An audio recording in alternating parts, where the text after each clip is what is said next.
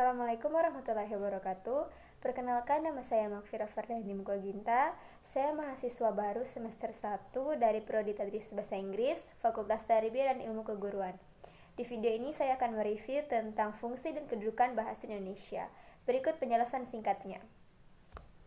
Nah, seperti yang kita tahu, bahasa Indonesia adalah alat komunikasi sekaligus bahasa resmi Republik Indonesia dan juga sebagai bahasa persatuan bangsa Indonesia yang diresmikan setelah Kongres Pemuda I yang dilakukan selama 2 hari pada tanggal 27 sampai tanggal 28 Oktober 1928 di Batavia, Jakarta.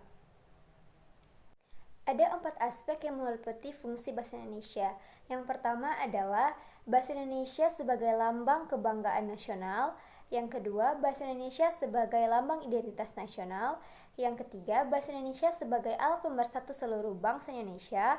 Yang keempat adalah bahasa Indonesia sebagai alat penghubung antar budaya dan antar daerah. Sedangkan kedudukan bahasa Indonesia meliputi 2 aspek, yaitu yang pertama sebagai bahasa nasional, yang kedua sebagai bahasa negara. Yang pertama, bahasa Indonesia meliputi 4 garis besar, yaitu yang pertama, bahasa Indonesia sebagai identitas nasional, yang kedua, bahasa Indonesia sebagai kebanggaan nasional, yang ketiga, bahasa Indonesia sebagai alat komunikasi, yang keempat, bahasa Indonesia sebagai alat pemersatu yang berbeda suku, agama, ras, budaya, dan adat.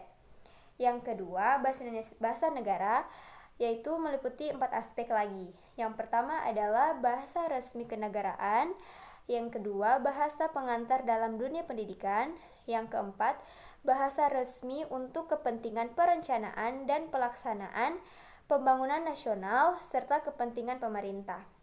Yang keempat, sebagai alat pengembangan budaya, ilmu, pengetahuan, dan teknologi.